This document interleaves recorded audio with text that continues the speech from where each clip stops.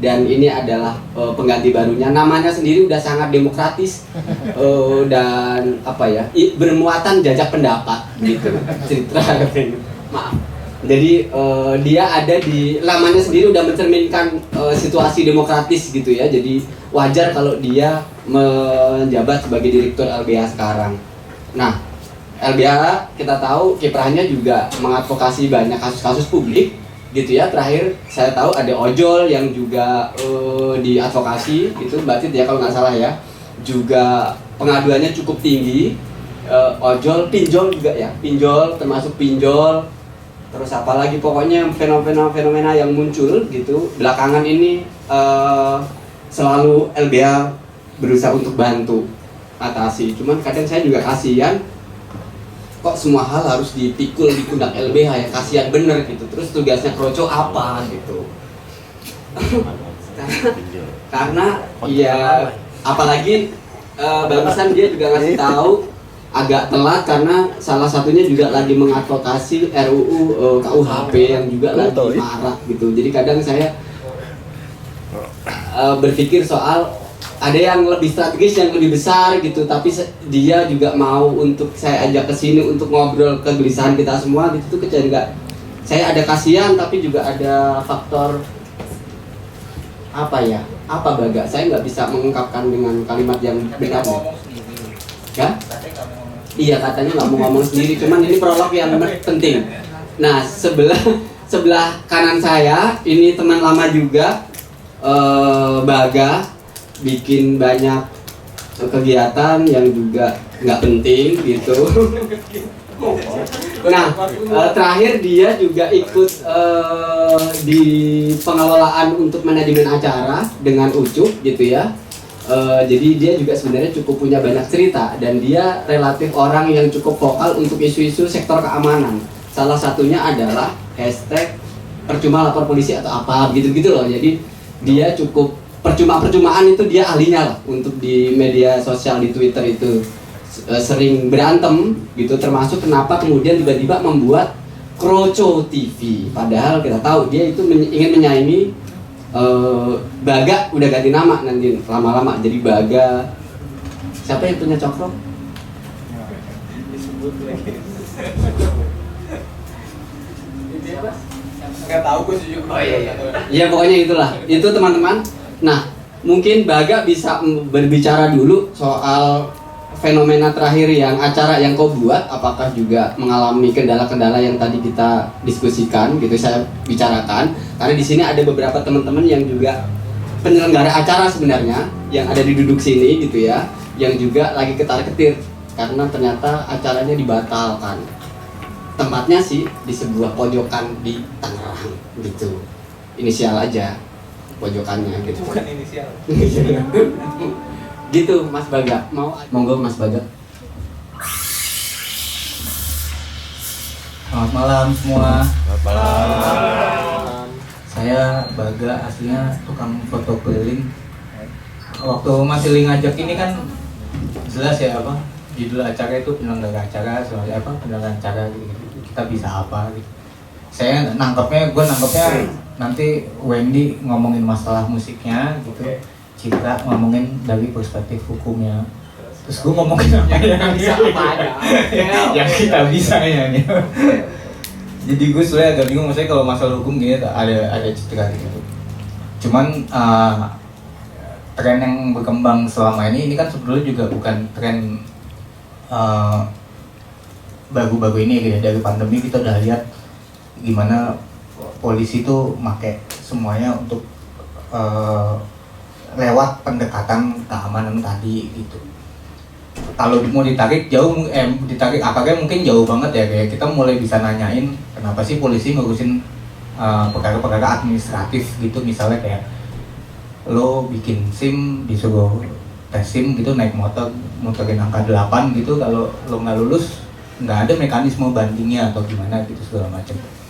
Nanti sama juga politik izin nih, dari dulu juga teman-teman yang nggak usah yang bikin acara gitu, yang bikin aksi gini-gini udah tau lah dari dulu. Citra pasti orang LBH tahu banget kita mau ngasih izin ke walaupun kalau demo tuh nggak harus izin ya, sifatnya pemberitahuan gitu. Tapi kita mau ngasih pemberitahuan ke polsek, nanti ditolak, terus kita ya udah gimana caranya nih ditolak, kita kirim aja lewat fax, nanti sama polsek faxnya dimatiin kan gitu ya ceritanya dulunya.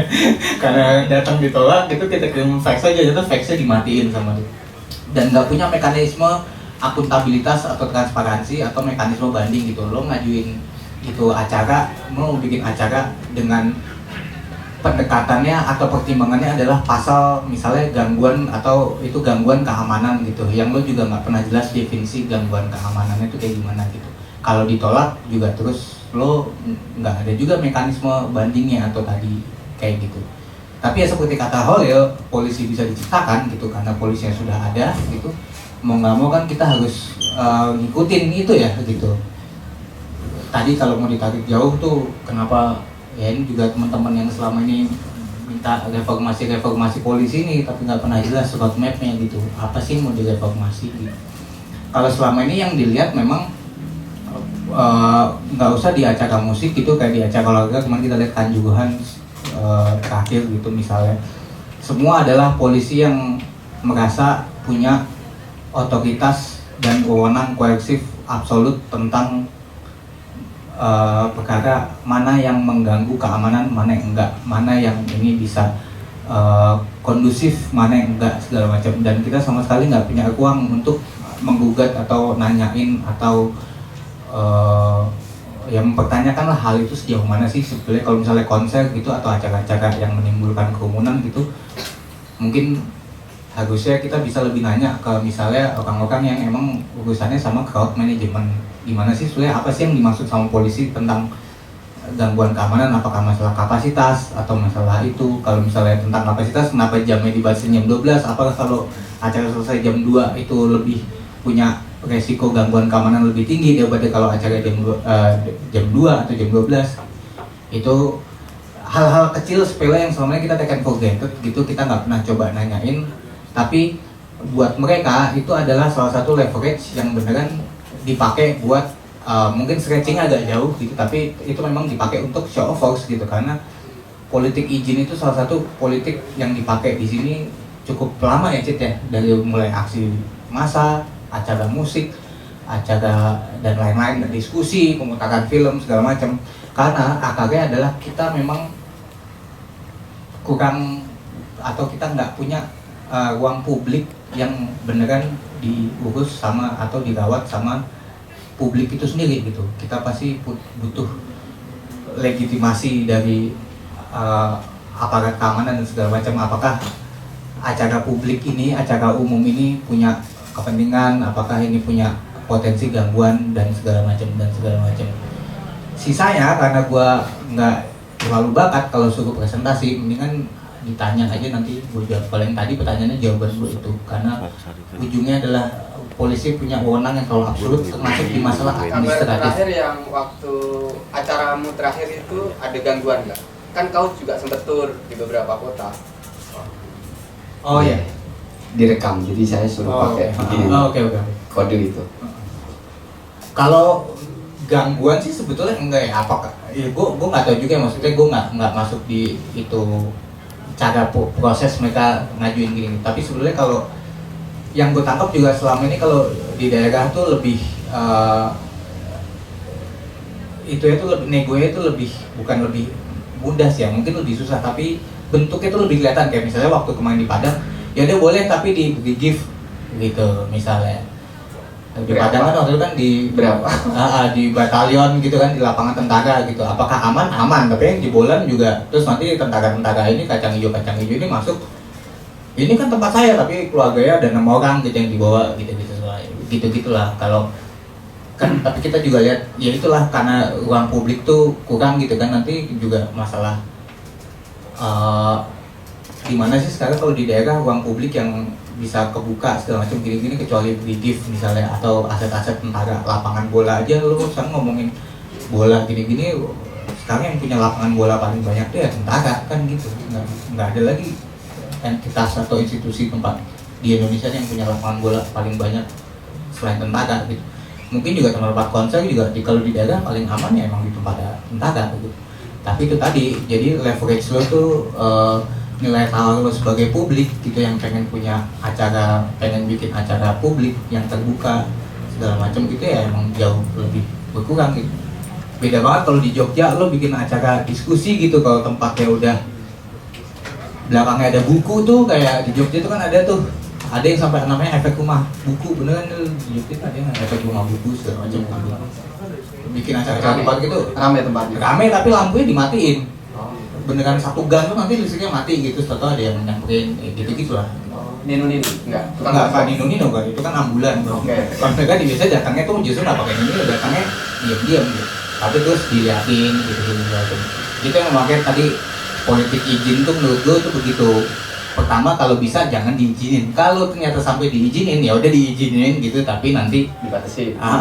Kalau masih nggak bisa dibatasin nanti ya gimana caranya supaya bisa terbatas kan gitu kan pada akhirnya. Iya. Itu juga banyak berlaku sebenarnya di banyak gerakan, apalagi ini di aksi ya, di demo-demo itu model deeskalasi masanya itu makin canggih gitu. Itu terbukti dari semenjak aksi ada aksi besar-besaran itu dulu di Monas. Jadi tiba-tiba intervensinya itu sampai ke Organda yang nggak boleh narik, kalau narik nanti izinnya diputus gitu loh. Dulu kan nggak ada model begitu gitu. Jadi ruang-ruang intervensinya untuk supaya ada membatasi kerumunannya itu sampai ke level yang sebenarnya bukan kewenangan dia gitu. Kewenangan dia itu nggak apa hubungannya antara izin usaha Organda sama kewenangan dia, nggak ada gitu. Nah mungkin Mbak Citra bisa juga cerita soal salah satu agenda reformasi, salah satunya yang diusung juga adalah reformasi sektor keamanan sebenarnya gitu, dimana kita tahu sendiri setelah lepas yang sebelumnya institusi keamanan itu dipegang oleh TNI, sekarang Polri udah mandiri begitu ya setiap reformasi. Tapi kemudian pertanyaannya dia kan selama ini membidangi politik hukum dan keamanan, wilayah hukum dan keamanan itu ada di dia gitu. Pertanyaannya kemudian apakah Mbak Citra penegakan hukum dan keamanan gitu ya, ini keamanan secara umum juga semakin lebih baik gitu dipegang dengan cara seperti ini, atau justru ada memunculkan kemesraan baru gitu ya antara pengusaha dengan si A gitu. Kita sering dengarkan tiba-tiba ada backup judi, ada istilahnya apa, parmin, partisipasi kriminal, ada parman, partisipasi teman, ada parmas, partisipasi masyarakat, parmin, parman, parmas. Itu istilah umum yang dipakai untuk aktor keamanan ini minta duit gitu. Nah Mbak Citra bisa cerita gitu, mungkin peta umum aja, banyak kontribusi dampak reformasi terhadap penegakan hukumnya sendiri seperti apa sih gitu. Ada nggak perbaikan-perbaikan, atau justru malah akhir-akhir ini situasi hukum kita juga makin kacau balau gitu. Mau nggak Mbak Citra? Pertanyaan saya terlalu berat ya? Ya lumayan berat, sangat ya? susah dijawab. Mana pertanyaan yang pas? Tapi nggak apa-apa lah Mbak Cit. Monggo Mbak Cit. Susah dijawab teman-teman, karena memang kalau terjawab kayaknya masalahnya kita nggak ketemu di sini nih. Iya, paling nanti jawabannya jadi normatif ya, karena sistem hukum kita ya memang nggak bisa menjawab gitu. Pilih langsung normatif gimana? Maksudnya jawabannya akan normatif karena untuk misalnya itu harus beyond dari sistem hukum kan sebetulnya. Tapi gimana persoalannya selalu nanti jadi geraan ya, ngomongin geraan yang masih yang paling top lah, udah kita masih murid gitu. Jadi ya kesana mungkin akan lebih banyak kesana sih bahasnya. Nah tadi seperti tema bahasan kita hari ini teman-teman ngomongin soal pembubaran keramaian, kalau bahasa polisi mah keramaian gitu ya, izin keramaian atau event-event atau event musik yang mungkin teman-teman RK di sini dan teman-teman seniman lainnya terdampak gitu. Jadi nggak cuma ngomongin kebebasan kita berkumpul, tapi juga tadi ya soal gimana teman-teman seniman bisa cari makan nih kalau seperti ini. Ya tadi soal izin, jadi kalau misalnya ada event atau ya penyelenggara event itu biasanya mereka akan menggunakan peraturan yang sayangnya sifatnya itu sangat teknis. Jadi saya mau bilang Seperti apa itu Mbak? dia sifatnya ada di peraturan pelaksana tahun 2017 lah, nomor 60 kayaknya. Dan juga yang lebih lucunya merujuk lagi kepada semacam juklak-juknisnya Polri.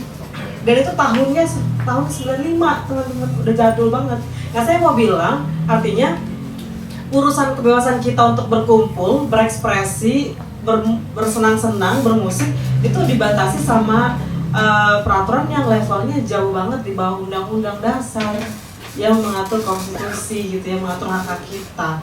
So urusan kita mau berkumpul dibatasi dengan persoalan ini izin keramaiannya udah ada belum, KTP penyelenggaranya udah ada belum gitu, atau biaya-biaya yang harus dikeluarkan gitu ya, yang seharusnya polisi nggak boleh menerima itu atau meminta itu gitu, karena nggak ada tuh di peraturan yang nomor 2000 tahun 2017 maupun juklak-juklis itu bahwa penyelenggara harus membayar.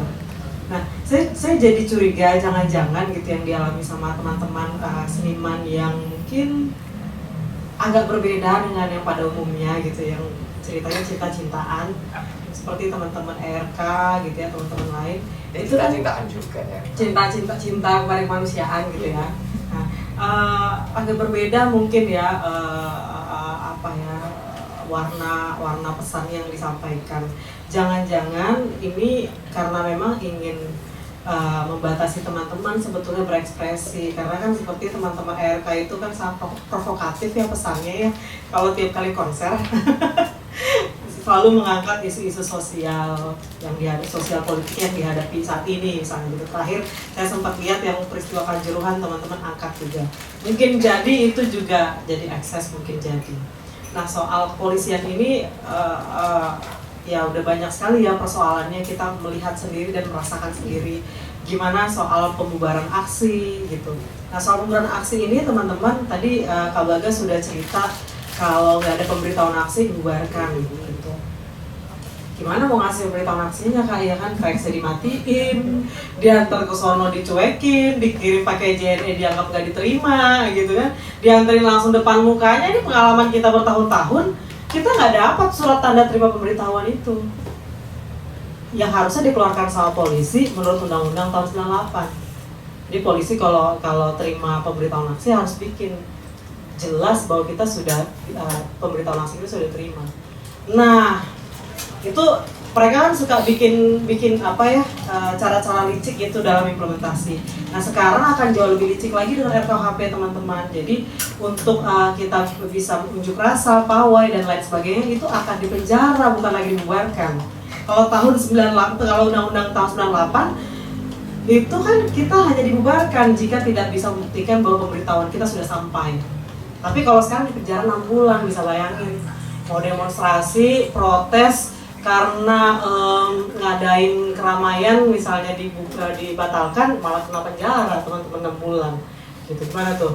Atau gimana teman-teman yang ngalamin penggusuran paksa, kehilangan rumah, terus malah kena penjara juga. Nah, itu situasinya di RKUHP saat ini. Belum lagi mungkin dengan pasal-pasal yang heboh, misalnya heboh dalam arti heboh kita harus benar-benar kayak memuja para penguasa ini ya gitu. Kita nggak boleh mengkritik, dikit-dikit kena penghinaan harkat dan martabat presiden, wakil presiden, penghinaan pada pemerintah, daerah, atau lembaga negara dan lain sebagainya gitu. Nah, ini juga jadi ancaman nyata yang mana saya mau bilang kemarin baru disahkan tingkat 1 RKUHP teman-teman. Ini genting sekali betul. Jadi ini tinggal satu langkah tingkat 2 alias paripurna udah disahkan tuh RKUHP-nya. Kemungkinan akan disahkan di tanggal 29 ini atau hari Selasa depan. Sisa waktu kita 4 hari, atau paling maksimal masa sidang itu sampai tanggal 15 Desember. Nah, kira-kira apa yang bisa kita lakukan gitu kan pertanyaannya. Dan rekam jejak brutalitas polisi ini udah panjang banget ya tadi ya, pembubaran aksi, penangkapan masa aksi, bahkan gak cuma ditangkap, dikriminalisasi juga bahkan kemudian teman-teman kita banyak yang meninggal pada tahun 2019 di beberapa wilayah gitu ya. Terus tragedi Kanjuruhan 135. Tragedi Kanjuruhan, orang pengen senang-senang sama hobinya gitu, nonton bola malah meninggal gitu ya, atau menjadi disabilitas gitu hari ini. Terus juga persoalan kasus salah tangkap. LBH Jakarta menangani banyak kasus-kasus salah tangkap teman-teman, seperti pengamen Cipulir gitu ya, dituduh membunuh, ditangkap, disiksa gitu. Terus juga yang terakhir guru ngaji. Ini juga menunjukkan bahwa polisi secara institusi memang benar-benar luar biasa berdaya ya, bukan berdaya lagi bahasanya nih, apa yang baik yang bagus nih, saya kehilangan satu kata lah, poinnya gitu. Terus juga kita nih yang jadi lembaga yang punya tanggung jawab memberikan bantuan hukum pada teman-teman juga ditangkap. LBH Jakarta dalam sejarahnya punya beberapa rentetan penangkapan pengacara publik maupun asisten pengacara publik LBH. Belum lagi teman-teman aktivis. Mas Bago udah pernah ditangkap belum? Belum, alhamdulillah Mas ya. Banyak doa aja gitu, biar gak ditangkap gitu kan. Terus iya, sementara kita lihat dia berbanding terbalik, bahkan melakukan diskriminasi terhadap kasus-kasus yang dihadapi oleh teman-teman kelompok miskin dan rentan. Misalnya pengaduan kasus pinjol tuh tinggi banget ya teman-teman. Itu kan seharusnya mereka punya hak dong untuk mengadu ke kepolisian gitu, karena mereka mengalami kekerasan juga dari para penagih. Itu ditolak sama polisi, jarang banget diterima kasusnya, ditolak satu. Terus kemudian kasus-kasus kekerasan seksual juga begitu, ditolak. Kalaupun diterima itu karena ada pendamping hukumnya. Diterima pun kasusnya undue delay, bahkan sampai 5 tahunan lebih. LBH Jakarta ada nanganin satu kasus sampai 5 tahun lebih nggak kelar-kelar di kepolisian, kasus seperti ini gitu. Jadi sistem hukumnya sangat buruk. Nah persoalannya di mana sih polisi ini? Apakah hanya oknum gitu kan? Jadi seringkali kalau di media gitu teman-teman media sosial gitu, banyak teman-teman kita sendiri masyarakat pada umumnya menyebut oh itu mah cuma oknum gitu, polisi mah juga ada yang baik gitu. Apakah masalahnya cuma itu? Ataukah masalahnya memang hanya karena kurikulum mereka nggak beres? Kita pernah punya riset tahun 2000 berapa ya. Memang ternyata kurikulum mereka juga nggak beres gitu. Belajar hukum juga mereka cuman kayaknya nggak nyampe 1/4 juga ya, kami cek kurikulumnya, apalagi belajar HAM. Tapi masalahnya apakah cuma sebatas itu? Ternyata enggak, kalau kita lihat perkembangannya saat ini gitu. Jadi reformasi sektor kepolisian itu, Mas, sektor keamanan, ini kepolisian dong. Keamanan itu dia nggak cuma sekedar persoalan mereka nggak punya sistem pendidikan yang berstandar HAM, tetapi memang mereka dalam arti itu adalah pengambil kebijakan ya, presiden terutama ya, dan DPR RI emang nggak punya political will untuk kemudian memperbaiki ini. Justru sebenarnya kepolisian digunakan sebagai jangkar pengaman untuk meningkatkan akumulasi kapital.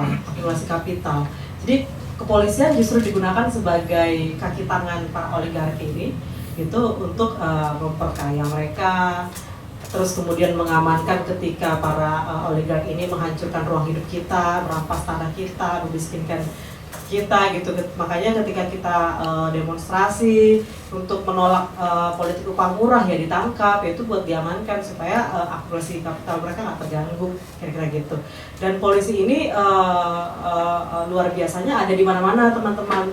Kita sadar betul ya, ada di level eksekutif, ada di kementerian maupun di lembaga negara gitu. Bapak Dito Karnavian, saya takut salah sebut karena seringkali saya suka salah sebut tapi ketangkep juga karenanya itu kan. Lalu Karnavian itu jadi Menteri Dalam Negeri teman-teman. Terus juga Budi Gunawan dia Kepala BIN, Firly Bahuri Ketua KPK ya. Terus juga Boy Rafli Amar Kepala BNPT. Ini banyak banget catatan saya. Petrus Golosnya Kepala BNN. Ya ada Dirut PT Bulog juga. Ketua Umum PSSI juga kan, panjang banget, jadi ada di mana-mana, nggak usah disebut terlalu banyak. Belum lagi kemudian lebih berdayanya luar biasa itu mereka punya anggaran yang juga bombastis, 111 triliun untuk tahun 2023. 111 triliun itu duit bukan ya, gitu ya.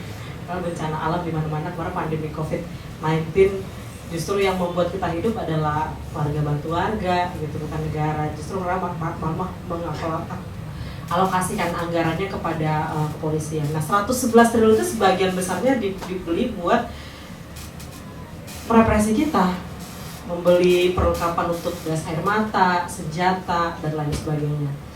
Nah, pertanyaannya tadi tuh Kak, reformasi sektor keamanan ini kita udah punya belum sih roadmap-nya gitu? Mungkin ini jadi evaluasi atau refleksi kita juga ya.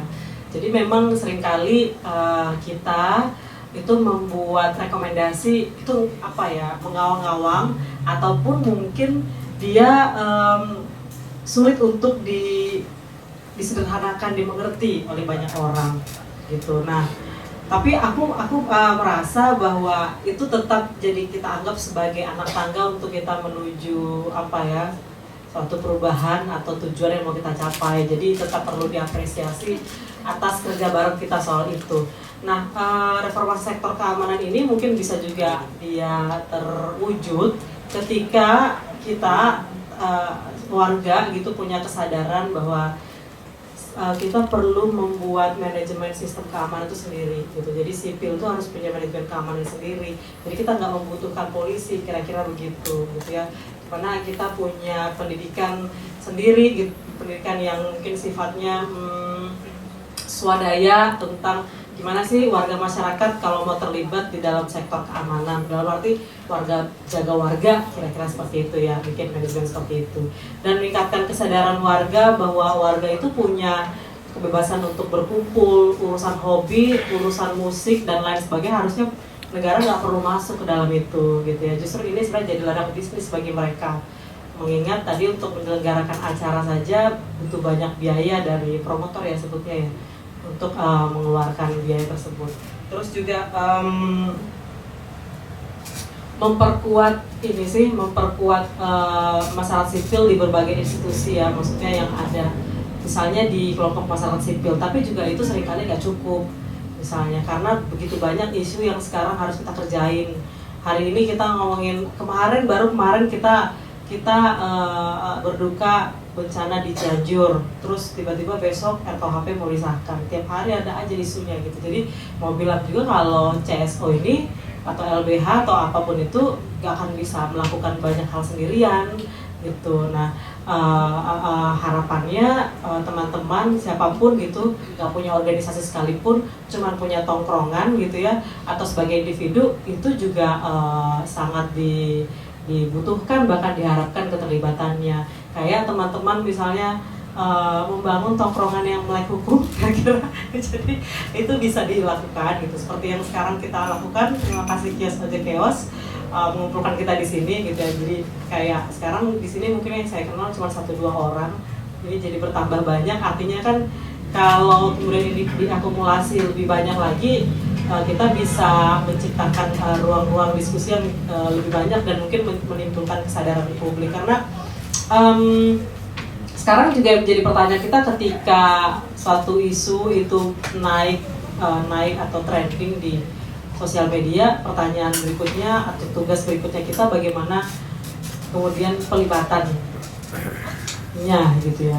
Karena ketika kita dapat dapat apresiasi likes atau apapun itu dari postingan yang kita angkat salah satu isu, itu juga seringkali sulit juga ya diartikan apakah kita sudah melakukan perubahan atau tidak gitu. Jadi ya pertemuan-pertemuan seperti ini yang tatap muka, interaksi langsung, kurasa masih sangat relevan hari ini ya di tengah kemajuan teknologi dan digital itu. Jadi gitu, kupikir sama mendorong bagaimana institusi kepolisian itu profesional dan ada transparansi dalam minimal persoalan anggarannya. Misalnya profesional itu salah satunya adalah mereka punya pengawas, pengawas eksternal, Kompolnas, Komisi Kepolisian Nasional. Tetapi kan kita tahu dalamnya juga malah polisi-polisi juga ya yang jadi komisionernya. Terus juga kewenangannya juga ada janji jam 8 ke gitu. Irhus. Artinya dia kayak sama. Ada janji jam 8 ke Irhus misalnya gitu. Mau memajukan hak asasi manusia, tetapi level keputusan yang dia berikan cuma rekomendasi gitu ya, atau seringkali juga nggak didengar, laporan-laporan juga nggak dianggap gitu. Nah dari situ dulu juga perlu kita kuatkan sih menurutku ya gitu, terutama mungkin ketika mereka merekrut komisioner-komisioner, kita juga perlu mengawal itu gitu, memantau siapa sih calon-calon komisioner dari Kompolnas gitu. Kalau misalnya isinya juga dia lagi, artinya teman-teman polisinya juga yang nggak ada gunanya juga akhirnya itu Komisi Polisian Nasional. Itu sih mungkin aku minta maaf nggak Rasanya terlalu lebih getol bela Liverpool ya udah bilang. BK. gitu sih, aku panjangan ya teman-teman. Terima kasih. Begitu. Jadi udah diomongin baik. Teman-teman, mungkin ada yang mau cerita dulu nih. Apa sih sebenarnya yang juga dialami ketika ingin menyelenggarakan acara gitu, dan ini juga sedang direncanakan tapi akhirnya batal. Kita minta ininya lah, keterangannya apa sih yang terjadi begitu, mungkin bisa cerita, monggo. Teman saya yang ada di Vincent Desta, Elvin Desta. Halo semuanya. Sebelumnya terima kasih atas forum ini, kebetulan agak relate dengan yang aku sama tim lagi alamin. Sebenarnya yang kita bingung ini, kita izin jadi jauh-jauh hari, nanti ada perubahan di akhir, kita izin mendadak, sudah pasti nggak akan diterima. Sebenarnya yang kita bingung itu sih, sebenarnya harus seperti apa sih. Terus kan ketidakpastian itu yang akhirnya ganggu ekosistem, baik secara bisnisnya ataupun secara produktivitas dari yang terlibat, baik vendor, musisi ataupun promotor itu sendiri. Karena pada akhirnya bola panasnya selalu di promotor. Jadi kita dari jauh-jauh hari sudah prepare terkait perizinan dan bahkan sampai udah teknis, atau terkadang ada yang sudah loading tapi tiba-tiba justru ada perubahan atau ada situasi-situasi yang membuat ada kebijakan baru pemerintah. Sebenarnya pertanyaannya sama sih sebenarnya, tema hari ini sebenarnya bisa apa sih, kurang lebih gitu sih Mas. Ya, situasi terkininya, argumennya apa yang dibuat? Apakah COVID kah? Atau soal pembatasan orang jumlah? Alasan Bias banget sih sebenarnya, bias banget. Cuman kalau dari kami menyimpulkan kayak rentetan kejadian nasional sih. Karena kalau maksudnya kalau dari kami tidak ada, mungkin belum, entah atau jangan sampai, cuman mereka nggak ada, belum melakukan apapun, jadi belum bisa dinilai, kurang lebih seperti itu. Dan yang disayangkan tidak berusaha melihat dari dua sisi, apa efeknya dari pihak penyelenggara kalau mengikuti kebijakan yang sebenarnya sangat-sangat insidental atau bahkan nggak diperkirakan jangka panjang dampaknya seperti itu. Nah, yang menentukan itu kan dua, dia dari pemerintah daerah, juga dia dari aktor kepolisian. Ini dari dua-duanya punya pertimbangan itu atau hanya salah satu pihak aja? Sebenarnya kalau secara kronologis kedua-duanya nggak ini sih Mas, nggak yang sifatnya nggak yang mempersulit sih di awal sebetulnya, cuma memang di akhir aja sih, mungkin karena keadaan situasi ya, karena keadaan situasinya yang menurut penilaian mungkin tidak bisa dilanjut terkait. Situasi itu situasi apa? Bayanganmu?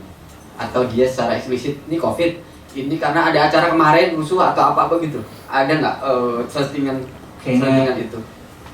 Perkumpulan dari semua itu Mas. Ya harusnya polisi yang jawab itu deh, bukan? Iya, soalnya kita juga nggak tahu. Polisi yang jawab. Bener, maaf saya. Saya interrogatif sekali. Iya, Maaf. Beban akuntabilitas sama transparansi itu ada di polisi yang harus bisa jawab itu apa sih? Bang pakai mic bang. Oh, Kasihan bang kamu. Maksudnya harusnya bebannya tuh enggak, tadi gua agak tersinggung Citra bilang 95 itu jadul, 95 tuh sini udah bakal ban ya maksudnya. Telek. Tapi kalau yang pertanyaan tadi itu harusnya justru tadi yang bilang kita dihadapi sama situasi polisi harus ngurusin masalah-masalah administratif gitu ya. Bikin SIM, kelakuan baik, nggak ada yang pernah tahu apa sang kelakuan baik tuh kayak apa sih gitu. Kalau polisi ngeluarin surat kelakuan baik, gue kalau dapat SKCK dari polisi, gue malah khawatir gitu. Berarti menurut dia, berarti standar kelakuan baik gue ada di standar dia gitu kan. Gue malah khawatir. Harusnya kita malah khawatir kalau punya SKCK. Atau tadi izin keramaian gini-gini, kita nggak pernah tahu apa sih standar keamanan sama itu. Apakah masalah kapasitas? Kalau kapasitas selama nurutin kapasitas tempat harusnya oke. Kalau masalah jam, emang ada bedanya acara jam 2 pagi selesai sama acara jam 12 malam selesai? Apakah di situ ada bedanya di fasilitas, potensi gangguan keamanan atau di fasilitas? Jadi menurut gua harusnya memang itu kapasitasnya di tadi pertanyaan lo itu harusnya memang polisi yang punya jawaban. Masalahnya adalah kita nggak punya mekanisme buat menggugat itu gitu. Lo bikin SIM nggak lulus, lo nggak bisa nanya kenapa saya nggak lulus gitu. Cuman dijawabnya paling ya karena kaki lo turun kan gitu. Kalau lo udah pernah bikin SIM motor kan? Karena kaki lo turun gitu. Kayak kalau di jalan nggak boleh gitu kaki lo turun, baru nggak apa-apa juga. Dia bikin acara juga nggak bisa. Kenapa saya nggak lolos misalnya ngajuin izin keramaian gini? Apakah karena kapasitas? Polisi juga nggak punya perspektif tentang apakah dia punya beban akuntabilitas harus menjawab itu, harus ngasih penjelasan. Dia bisa aja, alasannya bisa macam-macam. Yang ujung-ujungnya sebetulnya duit, gitu kan? Nah, apakah yang bisa kita lakukan tentang Ngumpulin itu? duit. Itu nanti kayak agak nanti gitu. Tapi apakah yang bisa kita lakukan? Mungkin ada gitu. Itu agak nanti. Cuman kalau tadi menurut gue beban jawabannya sebenarnya bukan di dia. Dia kan justru lo kesini lagi nyari jawaban kan. Kalau lo kesini tambah pusing kan percuma juga lo datang kesini. Gitu menurut gue. Kan tidak semua hal harus ada jawaban. Iya sih. Jadi kita kan mendiskusikan masalah ini, jangan-jangan kita ketemu gitu. Oh ternyata ada benang, Habis baca Nietzsche ya. ada rangkaian gitu, rentetan sesuatu yang kok ini modelnya sama ya, kita bisa kategorikan dan macam-macam, dan jangan-jangan itu bisa jadi untuk ya udah ini masalahnya problem di sini dan kita mari bareng-bareng gitu loh, Mas Baga. Kita berantemnya harus di luar. Oke. Teman-teman ada yang mau menambahkan? Mas Asra kelihatannya. Mau menjawab tadi? Jawab enggak? Oh enggak. Udah sudah cukup dari Emang bukan di dia, bukan jawabannya tuh bukan dia yang harus jawab. Enggak, maka Oh, iya. cuma saya menggali Oh, iya. problem yang Apa. supaya teman-teman juga tahu Enggak gitu loh. lagi nih gue besok nih. Maaf. Ah, jadi batal nih akhirnya nih. RK nih ya. di diksi yang kita terima sih penundaan sih mas. Oh, Penundaan. Kalau batal DP-nya hangus nggak? Kartu kontrak. Oh gitu ya. Tergantung kontrak dari awal gimana. Kamu bukan anak ini sih manajer sih, jadi nggak tahu loh. Ruginya berapa? Asu pertanyaannya nggak jelas. Gimana ya cara? Ada yang mau menanggapi Mas? Mau menanggapi Mas? Gimana? Mas Angan nanggapin lah Mas, kasihan. Dia apa? Menanggapi Kalau dari rangkaian kejadian belakangan ini, faktornya macam-macam, tapi emang penundaannya satu, tapi faktornya macam-macam. Misalkan ada yang melebihi kapasitas, Oke. lalu itu membahayakan, sehingga polisi takut terjadi peristiwa-peristiwa yang nggak diinginkan. Mungkin kayak apalagi ada momentum Kanjuruhan. bukan di Korea, Oke. peristiwa ya di Taiwan. Iya. Lalu itu kan kalau kita kerucutkan ketidaksiapan penyelenggara, yang mana akhirnya entah demi menjaga nama baik atau mencegah terjadi korban gitu, banyak acara, ada beberapa acara yang setelah itu juga pada saat yang bersamaan di BSD ada berita yang pingsan dari konser K-pop ya. Lalu dari situ mereka seperti mempersulit izin dengan dalihnya itu ya. Sebenarnya kan itu kalau dari permasalahan itu mungkin ada ketidaksiapan penyelenggara, promotor gitu. Keluhan dari promotornya adalah ya kita akses aja promotor-promotor mana aja yang pada kenyataannya itu nggak siap gitu. Kenapa lu bisa jual tiket lebih banyak? Muncullah ide, oh berarti kalau dia nggak pakai misalnya untuk mendeteksi itu apakah dia menjual tiket lebih banyak, dia pakai pihak ketiga nggak untuk menjual tiket, misalnya contoh ya, kita sebut merek misalnya tiket.com atau loket.com, sehingga bisa terdeteksi mereka udah pakai sistem. Dari situ pihak keamanan maupun misalnya di dinas pariwisata kota masing-masing itu bisa mendeteksi. Lalu sebelum acara misalnya promotor juga harus bisa presentasi kesiapan mereka, crowd control gimana, safety-nya gimana, segala macam itu jika memang ingin mencegah terjadinya korban karena over capacity, gitu ya. Itu satu problem. Jadi itu ada problem itu di penyelenggaraan konser. Lalu problem lainnya karena itu kan merembet berdasarkan informasi dari keresahan promotor yang sudah bertemu dengan yang tadi dikatakan, sudah bertemu dengan ya stakeholder itu, lebih ujung-ujungnya mereka melakukan kayak dengar pendapat dengan pihak kepolisian yang punya wewenang untuk memberikan izin. Gini, kita bisa mati nih karena kita baru mulai, lalu kok sekarang mau dipersulit lagi gitu. Intinya mereka katanya akan mencoba seperti itu, nggak pukul rata gitu ya.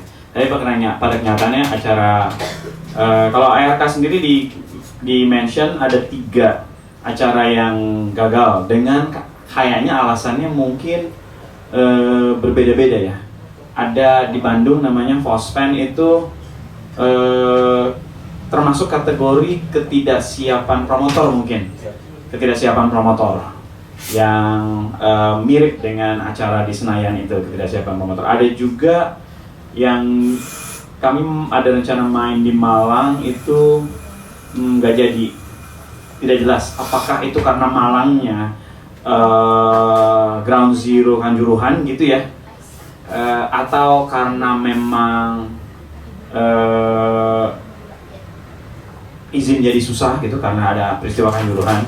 Tapi pada saat yang sama juga memang ada demonstrasi apa kira-kira bisa kita kayak katakan untuk mungkin mempressure pihak keamanan untuk menuntaskan kasus Kanjuruhan. Pada saat hari yang sama itu banyak dilakukan protes, sehingga konser itu nggak diizinkan. Apakah itu blessing in disguise, itu kita bisa bicarakan lagi. Tapi memang nggak jelas faktornya, tapi bukan karena promotor yang nggak siap, tapi karena faktor keamanan. Yang terakhir di musikologi besok sebenarnya harusnya itu merefer ke pihak keamanan dan Pemprov, merefer ke event organizer yang lalu yang kurang mumpuni gitu ya, sama ada unsur COVID mungkin karena ada pembatasan, saya nggak tahu persis tapi ada pembatasan dalam kolom maksimal 5.000, padahal sebenarnya potensi orang yang datang itu banyak. Jadi dinamika penyebabnya nggak hanya satu, tapi ada beberapa gitu. Nah kalau dalam kasus ARK tadi sebenarnya beberapa band malah lebih banyak lagi, yang ada yang sampai 4, ada yang sampai 5. Slang ya mas, berkali-kali ya. Slang yang saat ini seingat saya ada 2 mungkin ya, 2 atau 3 kalau nggak salah itu di Tegal, tapi itu juga nggak jelas penyebabnya apa. Apakah serupa dengan peristiwa bendera bergoyang atau Kanjuruhan? Triggernya lupa saya, tapi kalau nggak salah itu di Tegal mereka sempat nggak jadi ada panggung gitu. Kalau di Jakarta jadi manggung tapi nambah uang keamanan. Itu bukan hanya di Jakarta, Oke. di daerah juga. Oke. Kami dengar misalnya kayak di Adams main di Balikpapan ya. Mereka malamnya ngobrol-ngobrol, event organizer itu ya kayak teman-teman aja, kayak mungkin scene independen gitu. Akhirnya mereka setelah peristiwa Kanjuruhan itu jadi agak sulit dan mesti keluar ekstra tambahan gitu. Sebenarnya acaranya kayak gini gitu ya, kita ngadain sendiri, tapi kebetulan mereka ingin ada di Adams main, mereka ngundang. Jadi mungkin nggak komersial sebenarnya menurut teman-teman. Lalu itu harus ada biaya tambahan untuk biaya keamanan.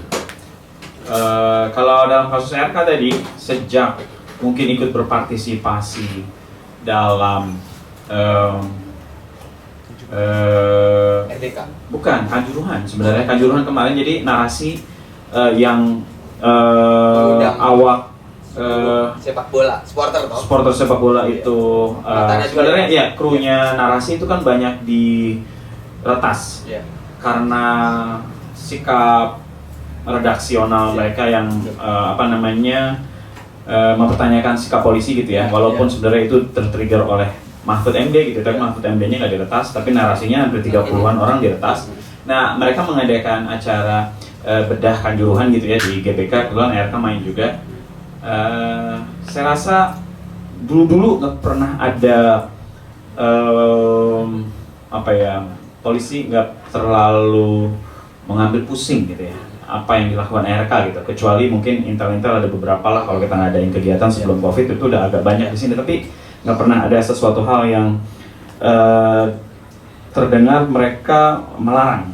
Tetapi sejak kami ikut berpartisipasi di acaranya narasi, seminggu kemudian kami main di Tangerang. Sehari setelah acara itu atau 2 hari, pihak polisi tahu kami akan main di situ. Mereka mempertanyakan izin dari coffee shopnya, mempertanyakan izin acara, mempertanyakan banyak hal. Itu satu. Lalu ketika kami main di Makassar juga, penyelenggaranya ditelepon oleh polisi seperti yang tadi dibilang bahwa ini ngundang band seperti ini yang suka kritik-kritik nih. Oh enggak Pak, si penyelenggaranya agak-agak tipu-tipu juga. Enggak. Kebetulan kami memang nggak mau ngapa-ngapain di sana. Jadi tapi ketika selesai manggung memang cukup banyak polisi di belakang panggung, nggak seperti biasanya lah gitu. Nah, menurut informasi juga yang di Malang itu ada tambahan persyaratan. Jadi karena bandnya dari Jakarta, izinnya harus dari Polda Jatim. Padahal sebelumnya udah keluar izinnya dari Polres Malang. Nah, ini apakah karena alasan band dari Jakarta atau karena bandnya itu tidak terlalu jelas gitu. Nah, sebenarnya saya mau menanyakan ke Mbak Citra, kira-kira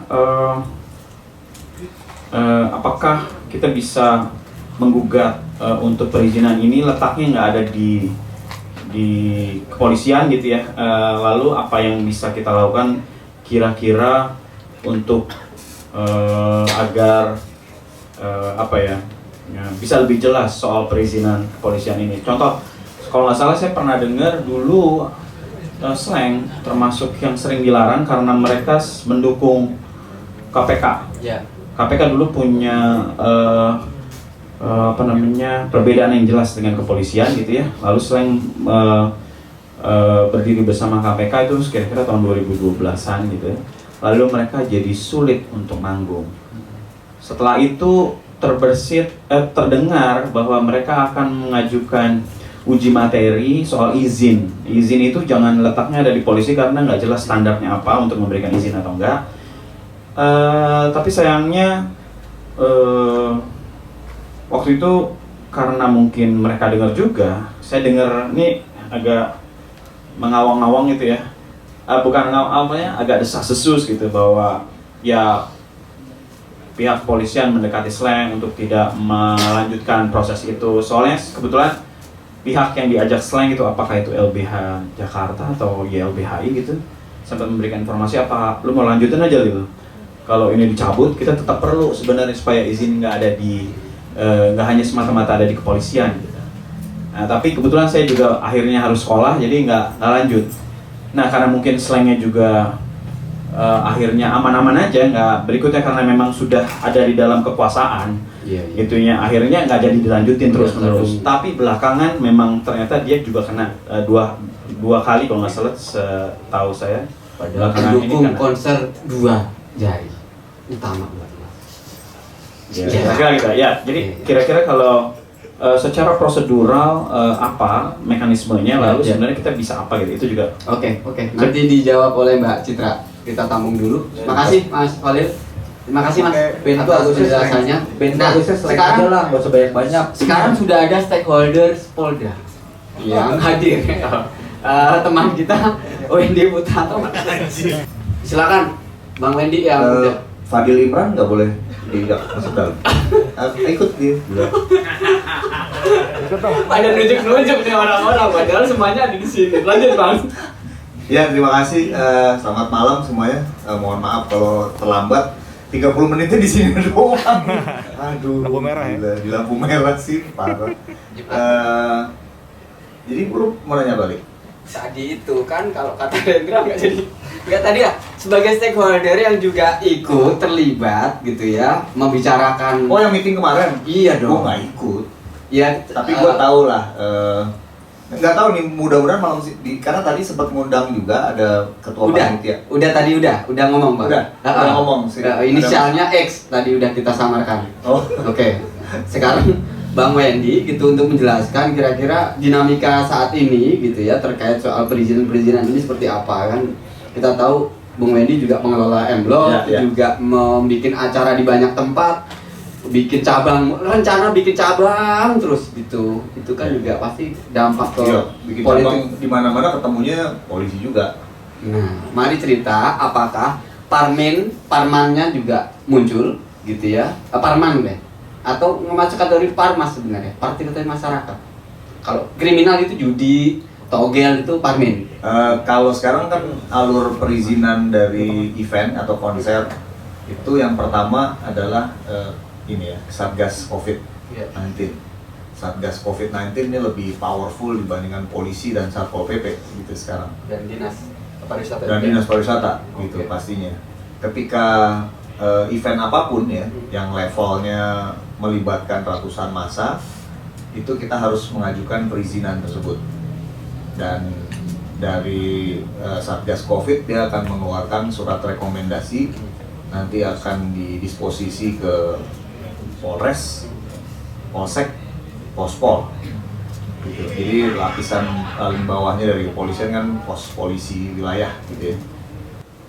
Jadi yang perlu diperjelas sebenarnya memang ya mumpung lagi eranya reformasi kan di dalam sana, harusnya ini diangkat sih ke permukaan gitu. Termasuk kemarin ada obrolan itu nggak Bang, stakeholder itu? Nah kebetulan pas mereka pada preskon di M-Block, saya juga nggak ada kebetulan, jadi kita fasilitasi tempat aja. Dan teman-teman dari APMI memang mereka harus melakukan dealing dan negosiasi dengan aparat keamanan gitu ya, karena nggak mungkin kalau nggak melibatkan mereka. Dan tadi pagi khususnya baru ngobrol panjang dengan teman-teman dari musikologi, itu juga mereka bilang bahwa kali ini bukan aparat yang menjadi ininya nih permasalahannya, tapi bupati gitu. Wah ada yang baru lagi nih gitu. Ada yang baru lagi nih gitu.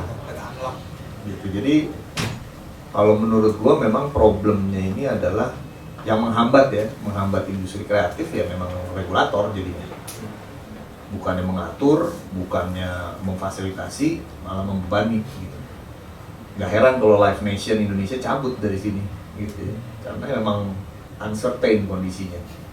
Orang udah dapat surat izin, kok dicabut gitu. Udah keluar, kok bisa dicabut. Tapi di saat yang bersamaan ada acara lain yang sana masih bisa jalan. Ini gimana ya standarnya gitu. Itu yang dan waktunya juga berdekatan kan, beda minggu doang. Enggak, hari yang sama. 26, 27 musikologi di ASBSD, Soundernalin di hari yang sama di Jakarta. Mungkin beda. Ya, kalau yang kasusnya Tangerang sama-sama Tangerang karena minggu sebelumnya ada. Iya. Yang Parikraf yang bikin Tangsel Fest atau apa gitu. Ya.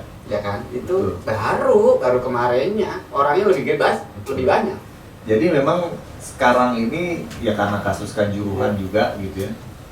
Problemnya bukan bagaimana kita bisa memikirkan keselamatan dan keamanan penonton gitu ya.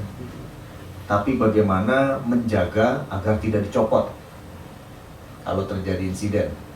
Jadi fokus utamanya menjaga agar tidak dicopot gitu. Betul. Karena kalau terjadi sesuatu dicopot, wah itu lebih menakutkan dibandingkan jatuhnya sekian belas nyawa gitu. Nah ini yang menjadi problem karena dilihat semua event potensial rusuh, potensial chaos, potensial bermasalah gitu.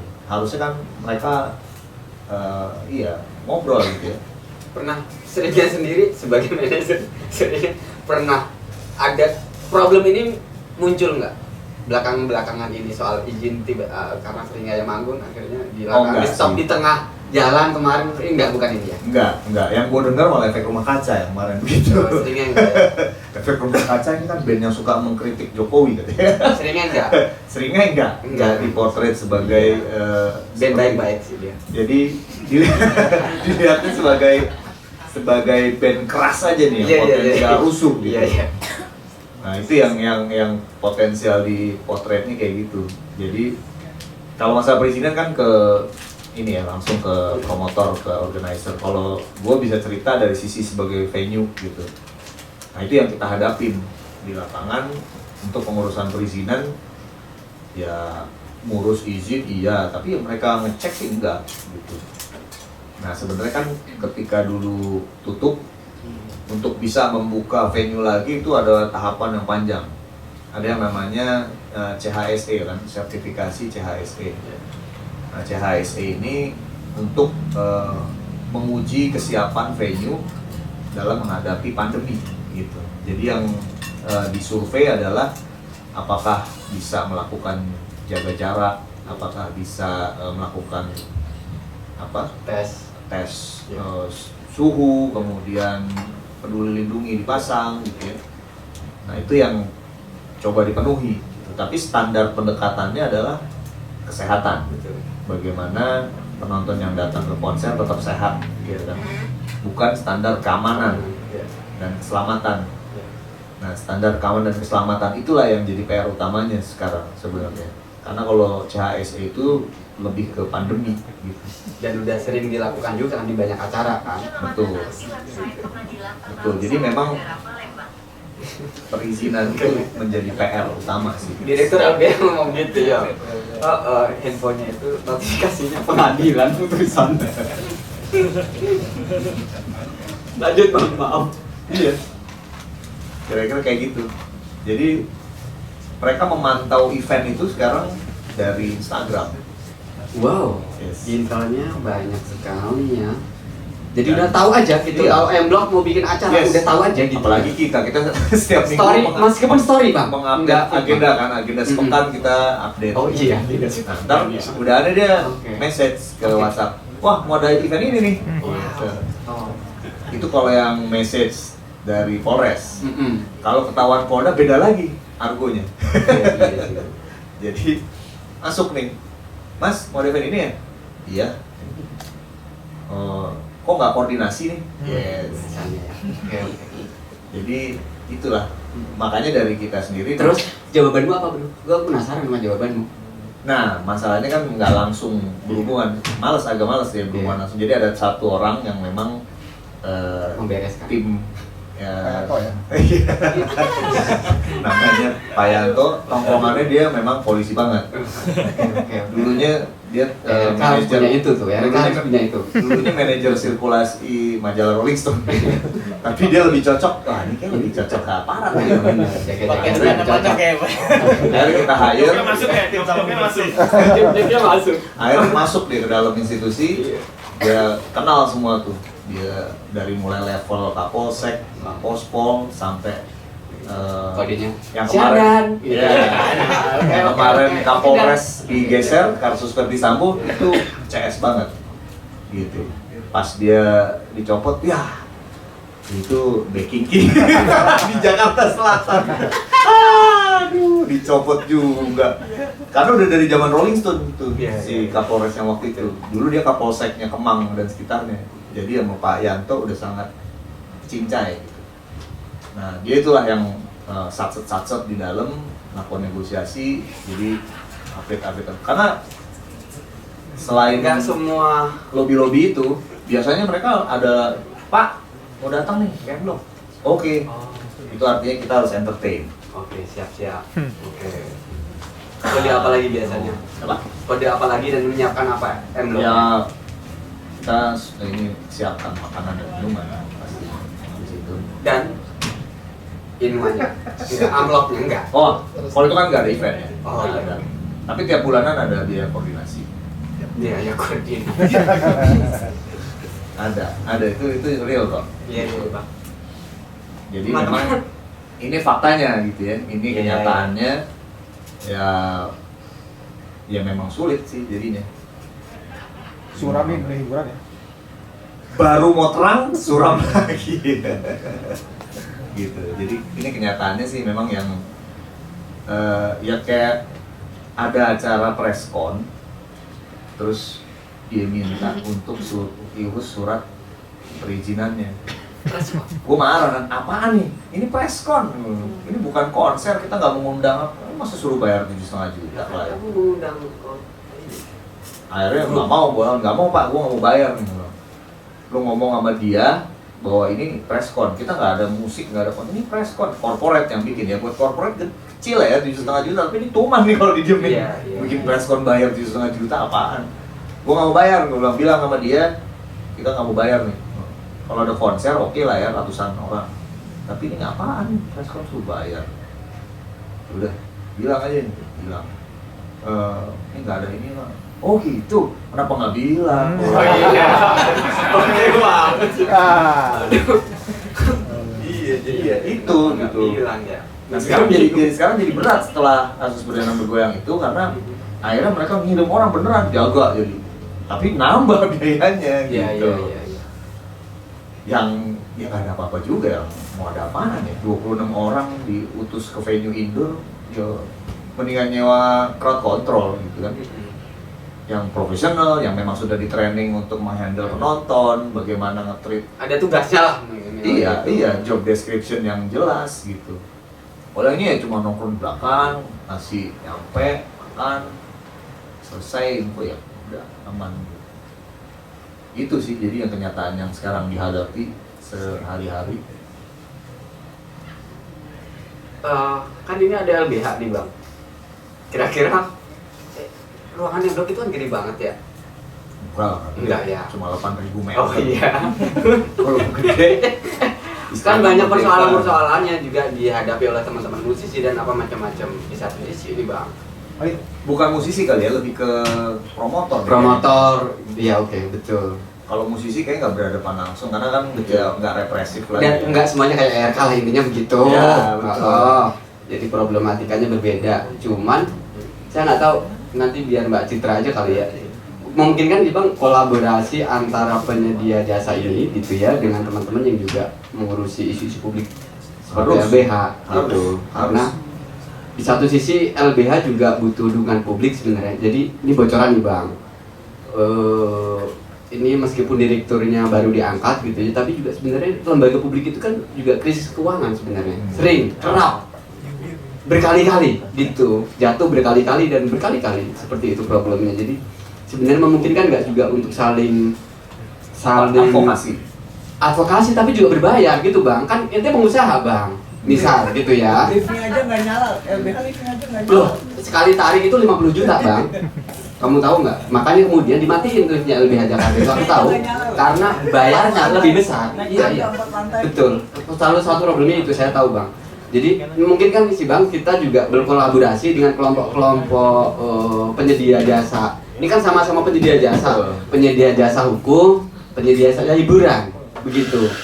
Nah, kantor M-Block itu kan gede banget. Mbak Citra kalau misalnya seminggu sekali ke M-Block mungkin toh, ya kan Mbak, memberikan konsultasi hukum misalnya nih bang, seniman atau musisi atau teman-teman yang lain butuh konsultasi hukum atau apa, mungkin kan bang? Mungkin banget. No dong saya ya. Kan emang tempatnya kreatif hub ya di situ ya. Karena sini tempatnya kecil. Memang ada jasa ke entertainment lawing juga. Bisa dijawab langsung. Dijawab nih. Itu menarik tuh, karena ya terus terang nggak ada ya. Jadi LBH dulu selalu wong cilik kan, Iya. kan. Kalau wong indie belum. Monggo Mbak Cik, bisa curhatlah sama Pak Wendy. Makasih loh dibocorkan tadi.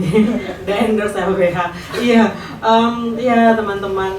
Makasih banyak. Mas sebenarnya kami membuka kolaborasi dengan siapapun gitu, terutama kalau misalnya teman-teman promotor itu pengen berkolaborasi, tapi kami tidak menjual jasa hukumnya, kira-kira begitu. Jadi kalau jasa hukum selalu gratis, apapun itu ya, konsultasi Pro bono ya. selalu pro bono. Mungkin tapi kolaborasi lain bisa kita bicarakan kemudian apa yang bisa LBH Jakarta bantu ke teman-teman promotor Mabur Seniman, ataupun begitu sebaliknya apa yang teman-teman bisa bantu buat LBH Jakarta. Dalam arti buat LBH-nya, tapi buat advokasi masyarakat lebih banyak. Nah tadi aku mau menyambung ini dulu, sebelum itu aku mau nanya dulu Mas. Jadi mereka biaya-biaya koordinasi itu secara informal pasti tentunya ya? Yes, nggak pernah ada apa kwitansi, invoice, nggak mungkin lah ya. Termasuk kalaupun event gitu-gitu, informal?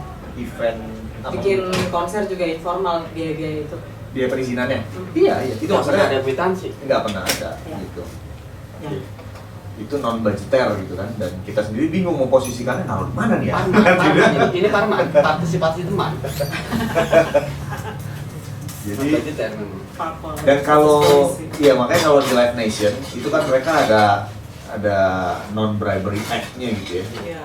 Itu kalau ketahuan bisa dipecat gitu semuanya. Makanya semua perusahaan-perusahaan asing ini yang good governance di sini mental karena nggak good di sini. Ini bad governance gitu. Jadi emang kondisi seperti ini ya nggak akan maju terus terang. Sebenarnya pertanyaannya tadi adalah memungkinkan nggak Mbak Cid sebenarnya gini, kalau dalam mekanisme salah satu pelanggaran yang dilakukan polisi itu kan kita bisa pra-peradilan. Ya, aku mau jawab. Ada mekanisme gugatan hukum warga gitu kalau dia itu nggak sesuai, misalnya saya ditangkap nggak pakai surat penahanan gitu ya, surat informasi penangkapan, saya bisa gugat balik tuh. Nah untuk urusan yang seperti tadi itu gitu ya, udah deal nih gitu, ada nggak mekanisme perdatanya? Saya mau pidana. Hah? Nggak boleh bilang pidana, bukan itu. Ini kerugian ini aku nggak tahu mekanisme hukumnya ada nggak untuk kita gugat balik karena lu kan udah ngeluarin izin. Kalau misalnya di institusi negara itu kan bisa mekanisme petun gitu ya, ini keputusan yang digugat gitu, atau ada mekanisme hukum lain sebenarnya. Monggo Mbak Cid.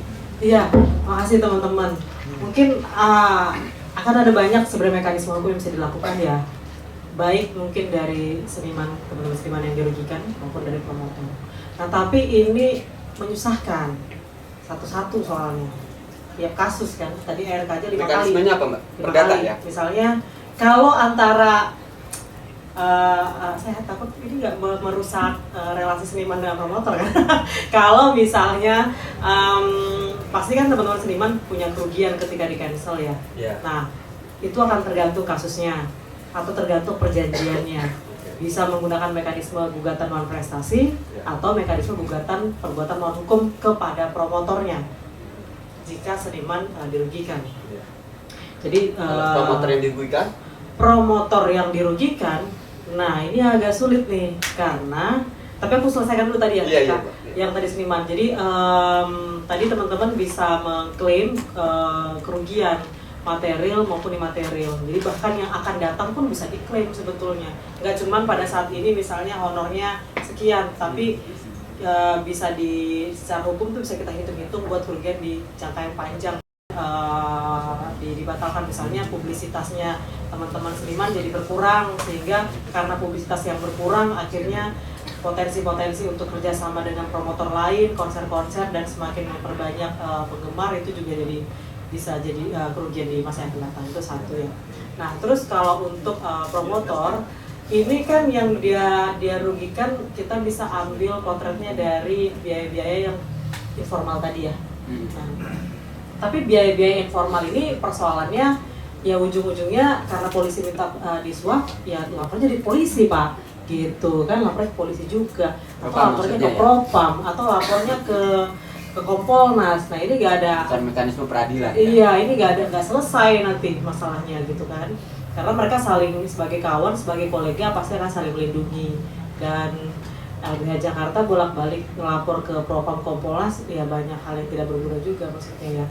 Nah tapi yang mau diusulkan adalah supaya teman-teman nggak capek, karena nanti kan nanganin satu persoalan di tiap konser atau 5 konser dalam 1 tahun yang dibatalkan itu capek banget, karena kita melalui 1 kali gugatan aja bisa setahun lebih. Harus dihitung juga nih ongkos kita mencari keadilan.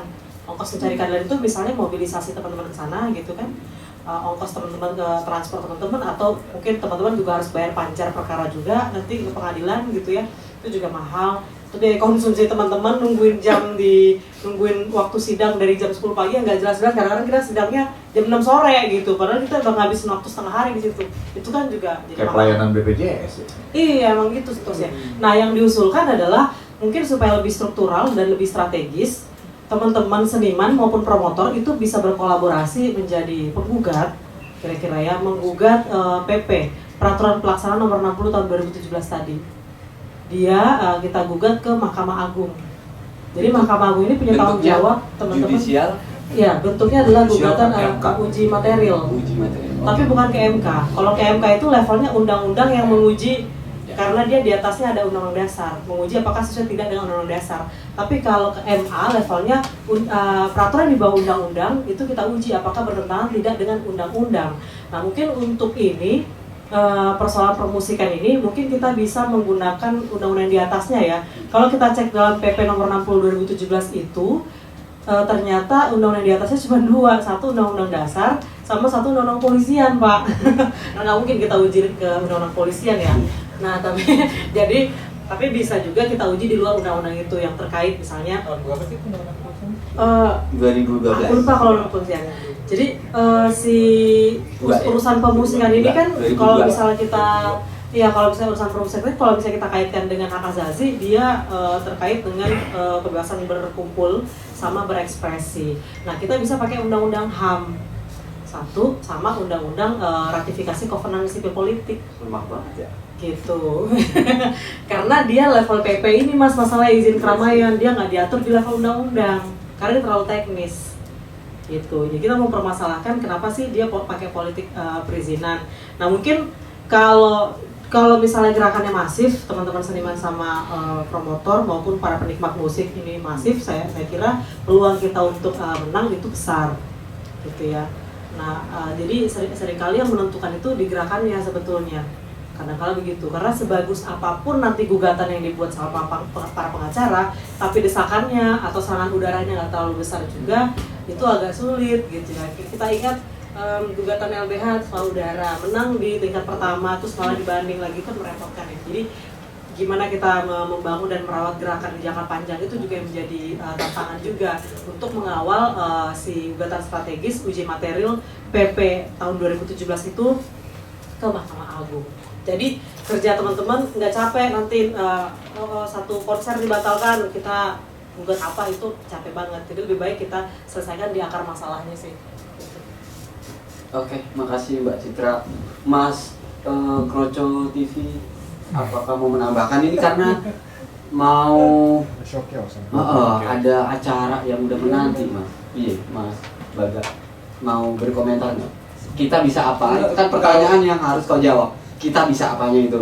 Ini tadi kan karena bahasannya ini Wendy selaku industrinya, promotor, soalnya Citra hukum itu kan gue warga bisa apanya nih?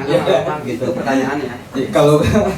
Kalau gue sih sebenarnya tanpa mengurangi itu ya, maksudnya oke, ada promotor-promotor besar yang terus masalahnya tadi udah bisa bayar tapi non-budgetar segala macam gini-gini. Gue lebih concern sama gimana orang-orang yang mau bikin acara tapi nggak punya budget atau nggak punya resource buat itu gitu. Nggak mungkin orang mau bikin diskusi, pemutaran film, acara musik kecil-kecilan harus bayar 1,5 juta ke polisi, ya kali gitu. Maksudnya kan sering ada acara gitu ya, ongkos aja kita juga bayar sendiri gitu. Menurut gue juga itu yang perlu teman-teman ini kita perlu mulai sadar bahwa urusan publik ini itu nggak bisa dilihat terpisah gitu. Bukan berarti orang yang mau demo sama orang yang mau bikin konser itu punya urusan beda, tuh nggak bisa. Semua itu punya satu spektrum yang sama, yaitu kita butuh ruang publik yang beneran bisa punya legitimasi gitu, tanpa perlu tadi yang kata polisi bisa diciptakan ini gitu, tanpa perlu ada legitimasi dari polisi apakah ini sudah memenuhi standar kesehatan misalnya. Nanti kalau pandemi udah kelar, pakai pendekatannya keamanan, bukan kesehatan lagi. Nanti pendekatannya pakai, ini karena lagi mau G20, nggak boleh kumpul-kumpul. Nanti habis G20 ini mau pemilu, nggak boleh kumpul-kumpul. Mereka pasti punya alasan aja pakai namanya politik perizinan, karena itu memang jadi politik buat mereka, jadi nilai tawar buat mereka. Masalahnya adalah menurut gua, masalahnya gimana supaya kita sebagai warga sipil punya ruang publik yang egaliter, yang beneran terbuka segala macam, dan bisa punya nilai tawar yang sama gitu loh. kalau mau nyontoh misalnya walaupun contoh ekstrim, tapi kita nyontoh sama anak-anak anarko deh, anak-anak anarko merah hitam itu tuh ya, mereka ada syuhada hitamnya tinta ulama itu tuh, mereka bikin pasar gratis, bikin segala macam, kita nggak butuh izin polisi, bikin aja gitu. Kalau dibubarin ya nanti kontak LBH juga jam 2 pagi atau gitu ya, mohon maaf gitu. Tapi maksudnya paling nggak mereka udah punya kesadaran bahwa gue mau bikin acara segala macam, gue nggak butuh legitimasi polisi gitu. Misalnya begitu. Tapi kan itu kan agak jauh, tapi mungkin kita bisa mulai aja dari sadar bahwa apakah lo mau bikin konser, apakah lo mau bikin pasar gratis, apakah lo mau bikin dapur umum, apakah lo mau bikin acara diskusi buku, pemutaran film, kita semua ada di pihak yang sama-sama dirugikan gitu.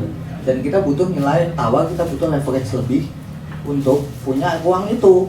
Menurut gue tuh itu gitu. Nanti kan ujung-ujungnya jadi demokrasi lah apa segala macam gitu.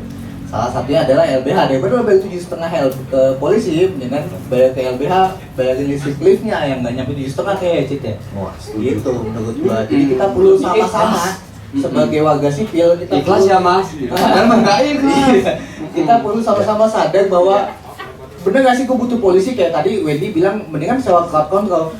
2 temen gue yang sekarang kerjaannya paling aneh adalah, 1 dia kuliah di Jepang jadi ahli penamaan pulau. Yang kedua dia kuliah di Inggris jadi crowd control. Itu menurut gue aneh banget gitu buat gue. Ada ya orang mau kerja gitu, tapi ya mungkin gitu. Crowd control di Indonesia ada nggak sih Wan? Apa ada jasanya crowd control itu namanya. Kalau polisi bilang ini nggak butuh apa, sorry. Namanya si TSA tuh. Tony Sagala Aya. Oh, maksud yang paling terkenal. itu dia crowd management gitu. Iya. Kalau polisi bilang ini nggak memenuhi standar keamanan, tapi ini sudah ada ijazahnya gini-gini segala macam gitu. Dia crowd control dia bilang sudah memenuhi. Kalau polisi taruh di depan berantem sama makanya crowd. mungkin Karena polisi nggak terbiasa menangani crowd terus konser. di belakangnya ada LBH gitu kan, misalnya gitu ya, secara hukumnya argumennya bisa, kita mungkin bisa punya nilai tawar yang lebih baik lah ke polisi gitu. Terus yang paling penting jangan dinormalisasi sini masalah kita ngasih uang ini nih. Jangan jadi kalau mungkin aja siapa 7,5 jangan gitu loh, maksud gue tuh gitu. Itu terus terang sih dinormalisasi sekarang. Ini nggak terjadi di M-Block doang ya. Betul. Di seluruh Indonesia.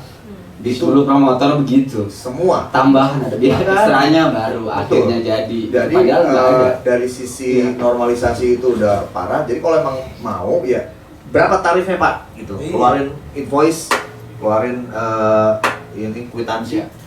Kita bayar. Kita bantu polisi, tapi harus jelas nih. Betul. Ada itunya. Kemana nih uang gitu.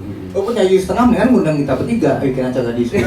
Iya, gue bisa bikin gig. Iya. 7,5 itu bisa bikin gig. Kita ngegedein band-band aja mendingan. Betul. Daripada kita bayar agak ngapa-ngapain dia. Gitu. Tadi masih mending tanya di polisi pada makannya di backstage, kalau di panggung kan lebih pusing lagi gitu. Oh, itu performer namanya. Dia sampai ke depan kita masih harus makasih sama polisi. Dia udah mau jadi makasih performer Pak, juga. makannya di backstage. Lah kalau di panggung kan pusing. Kayak kan ada soalnya beneran ada yang video diusir-usir itu yang band kayak gitu. Polisinya ormasnya buat di panggung Oh iya, itu pangkuras. Nih, gitarnya kasih aja. Bapak kalau mau di panggung gitarnya nih dikasih main aja. Lucu tuh. Itu kan karena mereka punya, makanya kalau bikin acara paling benar undang PP, pemuda panitia, karena Iya. Udah panitia. Oh iya. Teman-teman. Baru tahu. Mohon maaf ini karena waktunya juga karena ada penampil musik berikutnya, jadi mungkin saya tidak akan buka buat, atau ada mau pertanyaan ya? Saya agak ragu ini, antara ada yang pingin nanya, tapi saya kok nggak demokratis kalau nggak buka tanya. Ada yang udah diutus sama Fadil Iman. Mas, silakan dong. Ada yang mau berbicara nggak? Stakeholder dong, stakeholder. Kalau itu nggak datang, Alvin Tra. Si Alvin ada. Udah. Oh. udah tadi testimoni yang pertama datang. Cuman juga pertimbangannya begitu bro, aku juga agak gimana ya, karena kita masih punya perspektif depan yang juga kita nggak berani kalau harus terang-terangan segitu, orangnya nggak ada kan. Aja dari pagi udah curhat aja, share semuanya. Iya, ditantang di sini untuk curhat enggak, masih Nggak lepas ya? kita masih punya masa depan gitu. Justru masa depannya kalau lo speak up. Kita juga punya masa depan, emang itu doang hidup yang punya masa depan dalam hati. Jadi kalau nggak speak up nggak ada masa depan. Iya. Oke teman-teman, terima kasih banyak atas waktunya. Makasih. Oke. Tadi kolaborasi dengan M-Block. Iya, Ah. termasuk. Aku mau bilang mungkin tadi soal gugatan strategis. Mungkin berharap di sini ada banyak teman-teman seniman dan ada promotor juga. Berharap teman-teman bisa saling rangkul. Kira-kira kalau memang teman-teman mau jadi penggugat, silahkan datang ke LBH Jakarta. Kami akan sangat senang sekali kalau kita mau kolaborasi mengerjakan gugatan strategis untuk melawan si politik ke izin keramaian ini gitu sih. Thank you teman-teman. Oke. Terima kasih.